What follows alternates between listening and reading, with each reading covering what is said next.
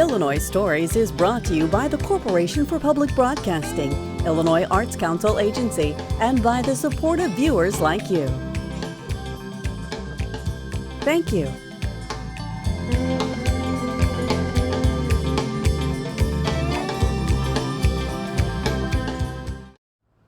Hello, welcome to Illinois Stories. I'm Mark McDonald in Rushville. If you drive Highway 67 in Rushville, you'll notice this enormous building has sprung up.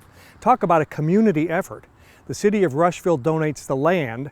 More than 400 local Rushville residents decide that they're committed to membership. An anonymous donor gives millions, and up springs a $7 million, 30,000 square foot fitness facility, and it is truly a community effort. Becky Jones, Rushville, to many of our viewers, is a pretty small city. Yes. 4,000 people. And the people in Rushville now have a really state-of-the-art exercise facility. It's remarkable. Absolutely. It is remarkable. It is remarkable. And it's because of an anonymous donor has given the money for this facility to be built and for many other things in Rushville, the library, improvements on the Princess Theater, the Humane Society, and an outdoor pool. That was all anonymous donor money. So we're a blessed community, and I think I've told you this before, that we feel like when, as community members, we are standing on the shoulders of a giant who gave the money, who believed in this community enough to give the money for these things to go forth. And this is really getting used too, isn't it? Yes, it's getting used It opened a at lot. a pretty precarious time. November of 2020 was like right before a spike in the virus happened.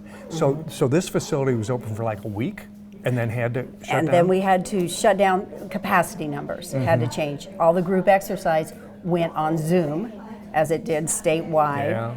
And then we had to look at capacity numbers. We couldn't become a 24/7 facility at that time because we were taking temperature and as everyone came in.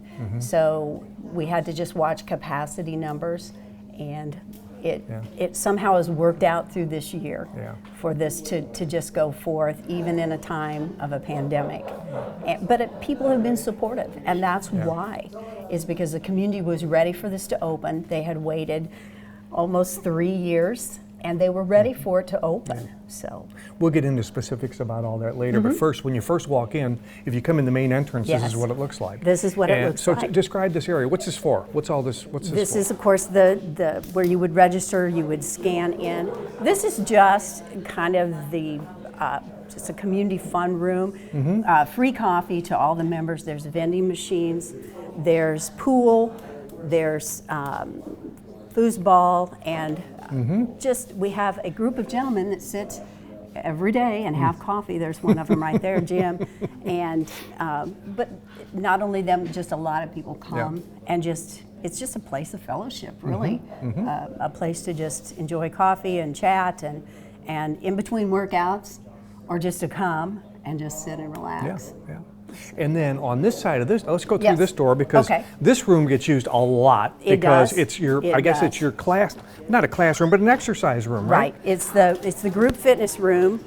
It is also just a community room that can be rented out for birthday parties. It can be rented out for anniversary parties, for community meetings, flu clinics.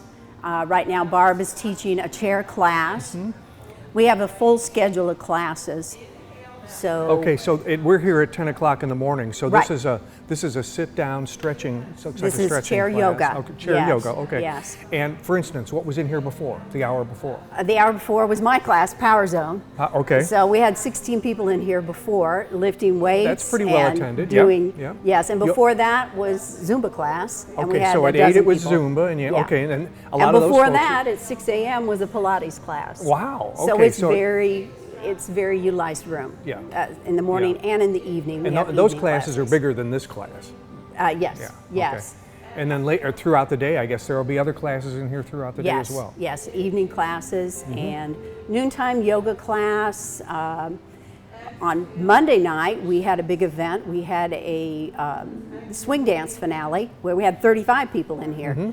that had learned swing dance, and people were watching, and it was just a good community time. Yeah, So, perfect place for the, and anybody Right. in the community, if they reserve it, Right. it's open to the community. It is open to the community. Where do we go next? I'm going to go take you through this way. That's what we call the brains and storage room. So Okay. right here, if you go to the left, it would take you back to the what I call the coffee area. Oh, okay. And charter membership wall, and Okay. Tim will tell you more about that, I'm sure. Then we come through this way, and we are into the weight room. Thank you. This is, if you come around here, this is the part that Wow. we could finally open because it's 24/7 access. This is locked out. This part is locked out. The spin room is locked out when we close at night.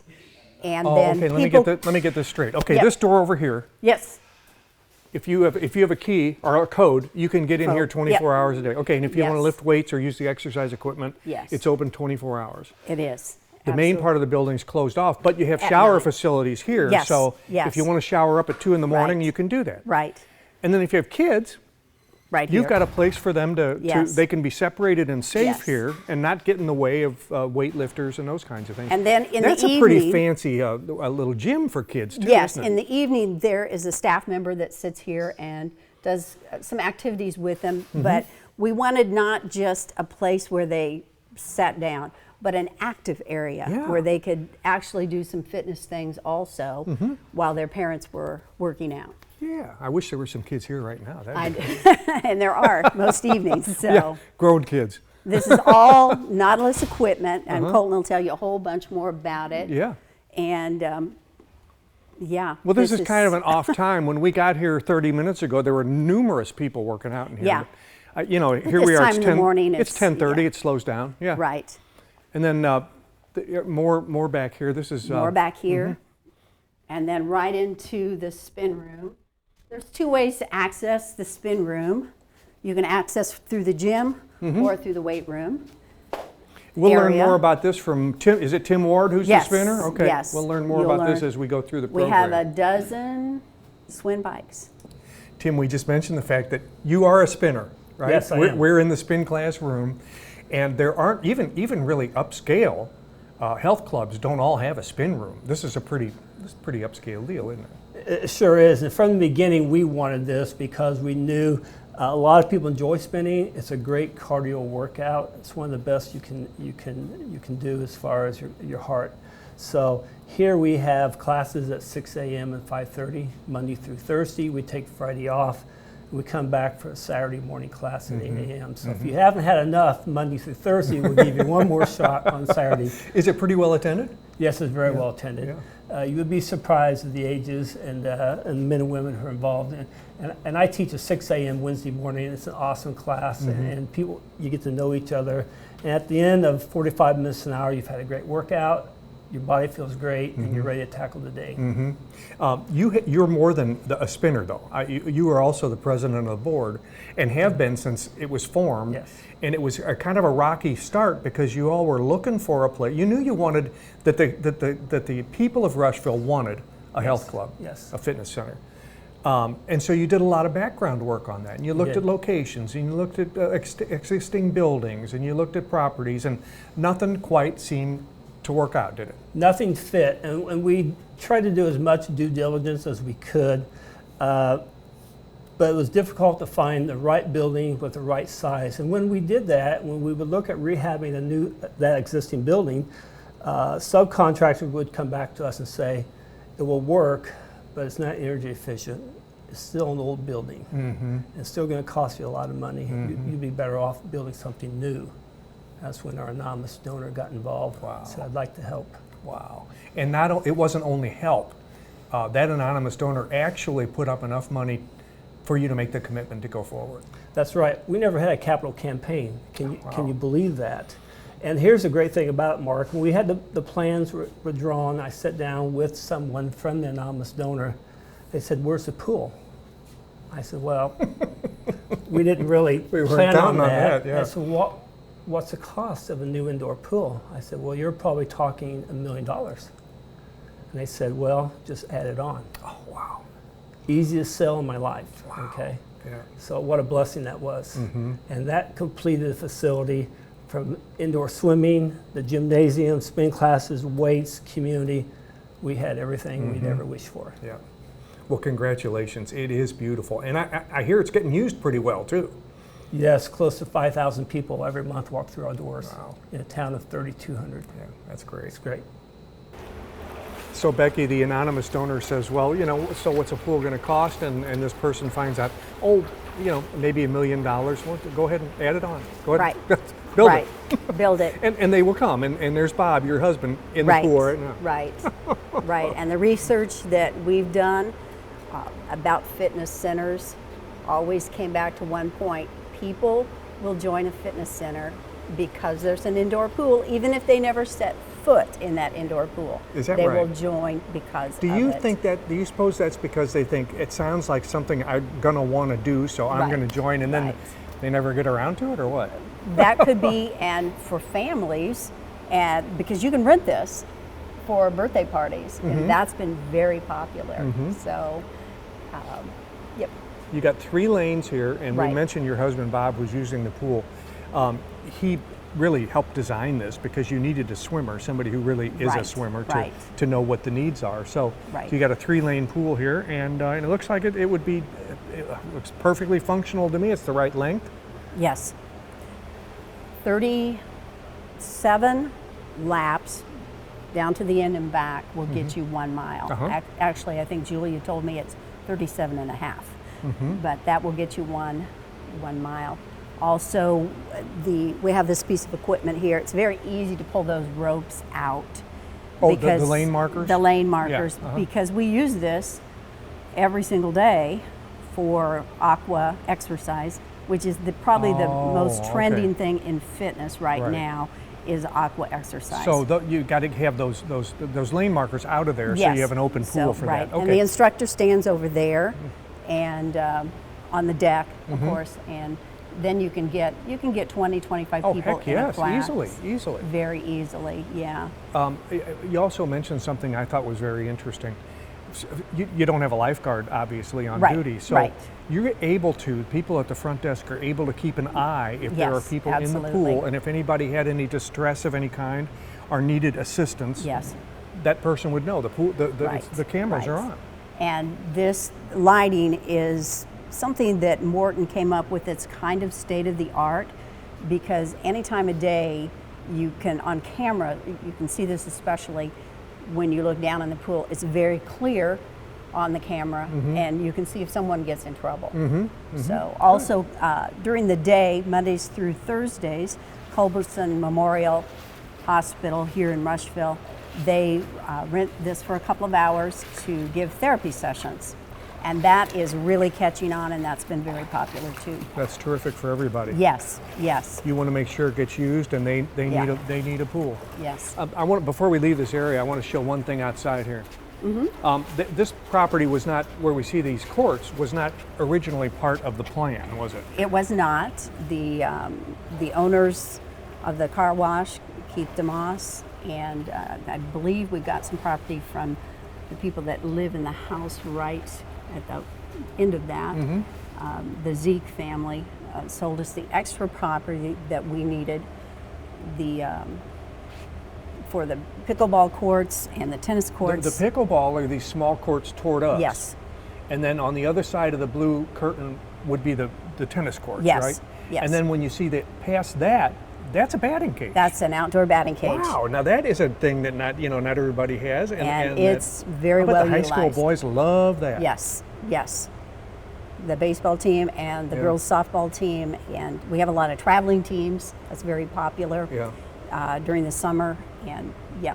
And that's while we're on the utilized. topic of property, I was surprised to hear that this property that this part of the fitness center is on was donated. Is yes, that right? City of Rushville. The city of Rushville Yes. had the property and gave it Yes. to the fitness yes, center.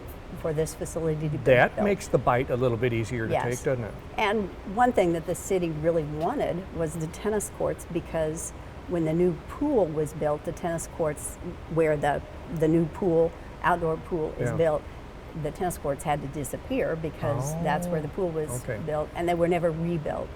So the city wanted that, but we did too as a fitness center. We wanted to have the tennis courts, and they're popular too. But those pickleball those courts are very popular. Yes, and we can do that inside too in the gymnasium. There's pickleball. Well, let's go see the gym. Okay.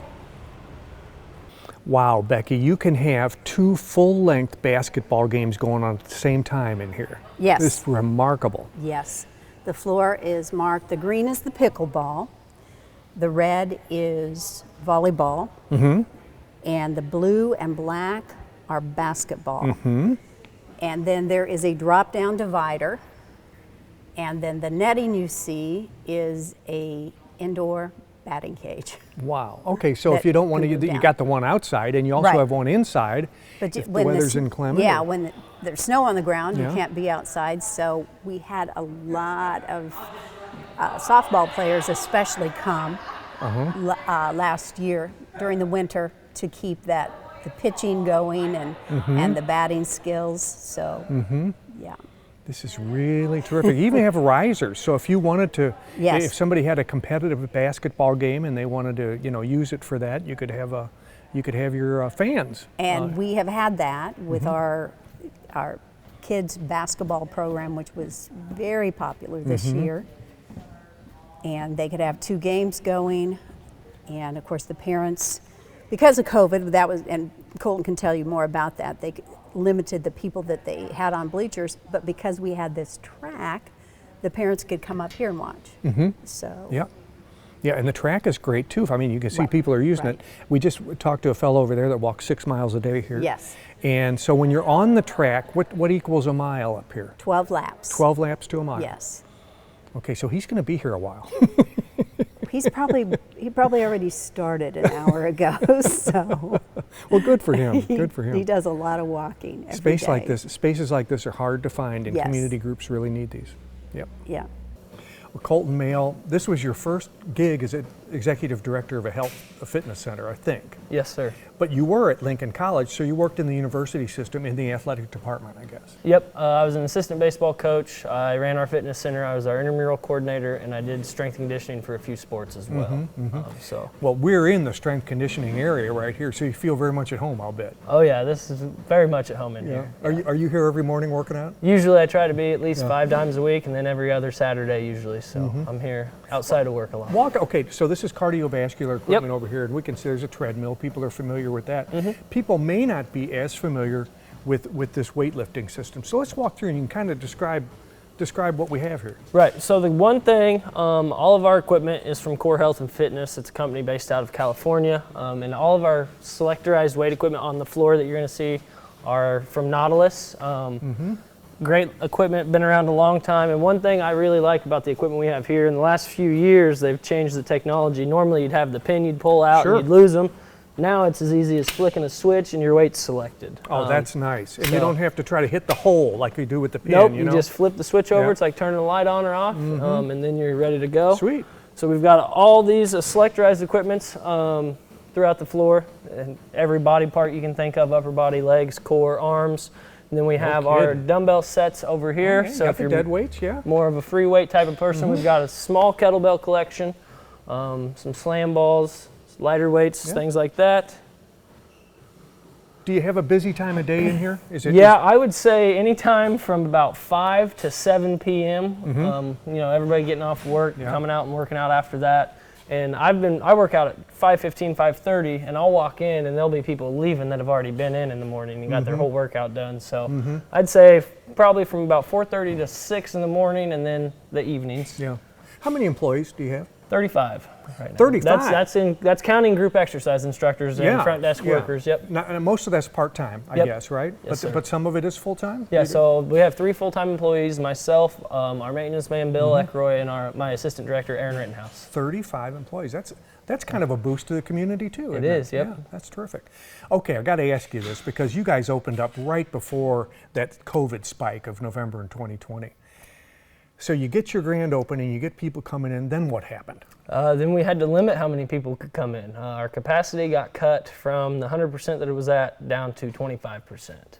And then posed a little bit of an issue because then people had to schedule our time slots to come in because we can only allow 12 people in this 4,000 square foot room at one time per the mandates. So did that for a few months, then it went back to 50. And when we went back to 50, we got to bring back our group exercise classes. So when we had to drop that capacity, we also took all of our in-person classes and offered them via Zoom so people could still work out at home and get a benefit of their membership. How did you know to do? I mean, Zoom was kind of new at the time. How did you get that working? I'm actually a part of a Facebook group online of executive directors for nonprofit health and fitness clubs, and I just kind of popped on there and was seeing what everybody was talking about at the time because everybody was dealing with it. And I actually pulled that resource from there, and that's how we got that going. Were people using it? Yeah. They responded to it, huh? Yeah, they did, yeah. Are they still using Zoom? Or we don't know. Since we've been back in person, we've encouraged our members to come actually see us and socialize, and they like that a lot exactly, better, don't they? Yep. Better than looking at a computer screen. Oh, right. No kidding. And how many members do you have? Right now, just a touch over 1,700. Wow. Yep. We have right around 700 units, so a unit could be one person or a family of 5. And that equates to the 1,700 members. And you still can take new members, so you're not at Every day. capacity. You can do it. Yep. What's your square footage of the whole place? The whole place. I want to say it's right around 20,000, maybe a little bigger if you count in. That's just the structure itself, not counting the courts. Right. But yeah, probably 20,000 or a little more because this is for the gym's 10, and then I'm not sure on the hallways and lobbies and everything, so I'm just estimating, but that would be my guess. Wow, it's I'm really pleased to hear that it's getting used the way it is because you would hate to see something, so much work went into this, and that one anonymous donor put so much emphasis on this for this community that if it weren't being utilized, you'd go, oh man, what's the point? Yeah. So the really cool thing about that was before this really got going off the ground, and you guys are going to talk about it here in a little bit, but you'll notice the wall in the hallway down here has all them names on it. Without those people, this place wouldn't exist. So those are the names of people. The donor said, hey, I'll do this, but make sure it's going to be sustainable. Get 400 names. They ended up getting 430. That was prior to my hiring. Took it to the donor and said, look at this. The community stepped up, and then now we're standing in it. All right. Thanks, Colton. Hey, no problem. Thank you. Harold Sargent, you're one of the original board members. And the reason I wanted to talk to you in front of these charter members here is because a couple of years ago, you all figured, well, you know what, we can't do this unless we have some commitment, right, from the community. Yes, yes. And they really responded, didn't they? Yes. Who are these folks? Well, I actually wrote the original business plan for the fitness center. And we knew that we needed about 400 member units, families, individual people, to make this thing a going concern. So we launched a membership drive in June of 2018, actually over 3 years ago. And we pushed to get 400 people signed up, or 400 units, families, individuals signed up. And we ended up with 435 charter member units at that point in time. So those people, and at that point in time, you just had to make a commitment, pay a registration fee, and say that you were interested, fill out your membership information and so forth. And those people knew it was going to be some time before we had a facility for them to actually come to. But those people have stuck with us. And so these are the charter members, and we actually made the commitment that we would have a charter member wall and put their names on our charter member wall. So if you look at it, it says established 2018. That was actually when we formed the Rushville Fitness and Community Center as a 501c3 corporation. And then we opened in November the 9th of 2020, just about a year ago now. Right. And our membership has actually grown since then from these original 450 units to about 750 units at this point in time. My so guess community is, support has just been excellent. My guess is that the anonymous donor would not have been interested in helping you build this without this level of commitment. This helped make our case with the anonymous donor. Yes. Now I got to ask you, who is the anonymous donor? People want to know. I actually don't know who the anonymous donor is. Honest to goodness, it's all done very discreetly through the Chicago Community Foundation or Chicago Community Trust. Okay. And honestly can say I have never met the Okay, anonymous and you donor. don't want to know because you don't want people asking you about it. The community has done an excellent job of being very discreet about this. So. Okay, how about these financial challenges going forward? Are you in good shape now? Are you still concerned about growing this to the point where you'll be able to pay your bills? A year and a half ago, Mark, I was sweating bullets about what this was going to look like when we finally opened our doors. And I really sweating bullets and waking up in the night saying, how's this going to work? And where we are today, I am so pleasantly surprised. I mean, like I said, community support has been great. Our membership has actually grown. So we are solid financial shape right now. Obviously having an anonymous donor to finance the facility helps, but we are on our own at this point in time. We have to make this a going concern as a small business, essentially, and that was the agreement all along with the anonymous donor. So retention is going to be key. So we're coming up on our 1-year anniversary, and how people sign up for the next year and the next 2 years.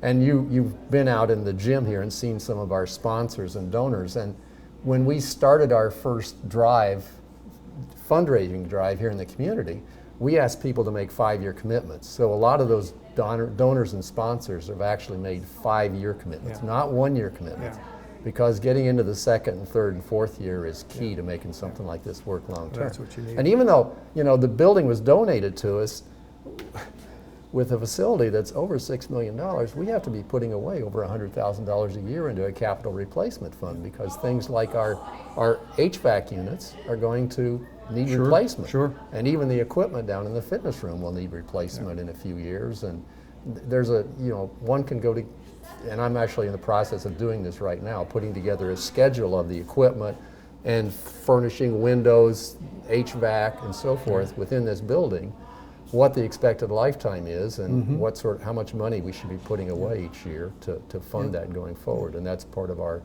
campaign to continue the community support for this. Thank you, Harold. But it's been excellent so far. It really I'm really has. pleased. Thank you. You should be proud. Thank you. Yeah, we are. Well, Community effort. okay, coming up on a year open, 1,700 or so people already joined, and they're asking for the community they're saying, hey, there's more capacity, come on along.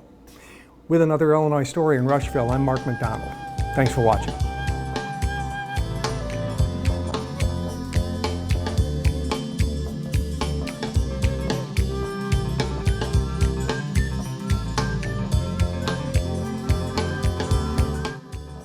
Illinois Stories is brought to you by the Corporation for Public Broadcasting, Illinois Arts Council Agency, and by the support of viewers like you. Thank you.